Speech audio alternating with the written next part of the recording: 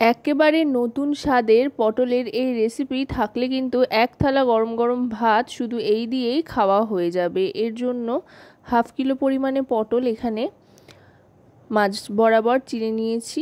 আর খোসাটা সাধারণত পটলের যেভাবে খোসা ছাড়াই সেভাবেই ছাড়িয়ে নেওয়া হয়েছে। এবার এই পটলগুলোকে শিলনোড়ায় থেতলে নিতে হবে। এইভাবে সবকটা পটলই একটু সময় হাতে নিয়ে থেতো করে নেব।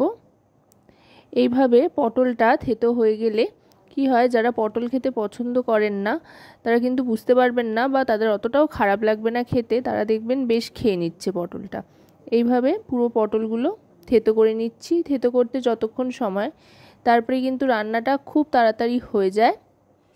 তাই একটু সময় খরচ করে যদি আপনারা এভাবে পটলগুলোকে থেতলে নিতে পারেন তাহলে কিন্তু দারুণ সুন্দর একটা রেসিপি তৈরি হয়ে যাবে।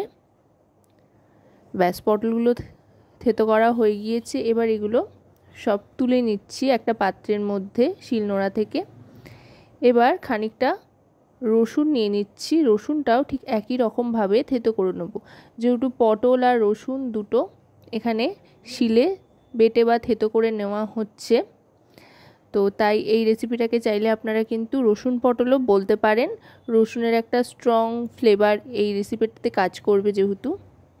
ব্যাস, এইটুকুই যথেষ্ট। আর বেশি মিহি করে বেটে নেওয়ার দরকার নেই। রসুনগুলোকে এরকম আধবাটা করেই কিন্তু নিতে হবে, এতে করে রসুনের ফ্লেভারটা অনেক বেশি স্ট্রং হবে। এবার রসুনটাও কিন্তু তুলে নেব। রসুনটা তুলে সাইড করে নিচ্ছি। এবার চলে যাব রান্নার দিকে। প্রথমেই কড়াইতে সর্ষের তেল গরম করে ফোড়ন হিসেবে দিয়ে দিচ্ছি কালো জিরে। কালো জিরেটা একটু ভাজা ভাজা করে নিয়ে এবার দিয়ে দেবো থেতো করে রাখা রসুনটা। কালো জিরে আর রসুন দিয়ে যে কোনো রান্না করলে কিন্তু বেশ একটা অন্যরকম স্বাদ হয়। রসুন আর কালো জিরের একসাথে ফোড়ন দিলে কিন্তু রান্নায় একটা অন্যরকম স্বাদ আসে। যে কোনো রান্নায় কিন্তু বেশ মুখরোচক হয়ে ওঠে। এবার দিয়ে দিচ্ছি বেশ খানিকটা পেঁয়াজ কুচি। পেঁয়াজ কুচিটা দিয়ে ভালো করে ভেজে নেব লালচে করে। পেঁয়াজটা ভাজতে ভাজতে যখন একটু নরমের দিকে চলে আসবে পেঁয়াজটা, তখন গ্যাসের ফ্লেমটা মিডিয়ামে করে দেবো। গ্যাসের ফ্লেমটা মিডিয়ামে করে দিয়ে এবার এতে এক এক করে গুঁড়ো মশলা দেব। খুব বেশি মশলাপাতির কিন্তু ব্যবহার এখানে করব না। যতটুকু যা স্বাদ আসবে ওই কালো জিরে আর রসুনের, তাই ফোড়নটাই কিন্তু বলতে গেলে এই ক্ষেত্রে খুব ইম্পর্টেন্ট। এবার দিয়ে দিচ্ছি এখানে থেতো করে রাখা পটলটা দিয়ে একটু ভাজা ভাজা করে নেব। সাধারণত আমরা যখন এমনি আলু পটল রান্না করি বা পটলের তরকারি বা যে কোনো পটলের রেসিপি বানাই, তখন কিন্তু আমাদেরকে আলাদা করে পটলটা ভেজে নিতে হয়।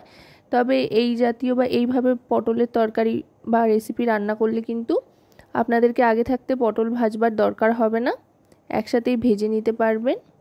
এবার কয়েকটা চেরা কাঁচা লঙ্কা দিয়ে দিচ্ছি। আপনারা চাইলে লঙ্কা কুচিও দিতে পারেন, তবে এভাবে দিলাম, এতে করে চাইলে লঙ্কাগুলো খাবেন আর না চাইলে বাদ দিয়ে দিতে পারবেন। এবার দিয়ে দিচ্ছি হলুদ গুঁড়ো 1 টিস্পুন পরিমাণে। তারপর দিয়ে দিচ্ছি কাশ্মীরি রেড চিলি পাউডার আর দিয়ে দিচ্ছি পরিমাণ মতো নুন। যেহেতু কাঁচা লঙ্কা চেরা ব্যবহার করেছি সেই জন্য কাশ্মীরি রেড চিলি পাউডার দিলাম, এতে করে সুন্দর একটা রং আসবে, খুব একটা ঝাল আর হবে না। এবার গুঁড়ো মশলাগুলোর সাথে নুন দেওয়ার পর আরও খানিকক্ষণ ভালো করে কষিয়ে নেব।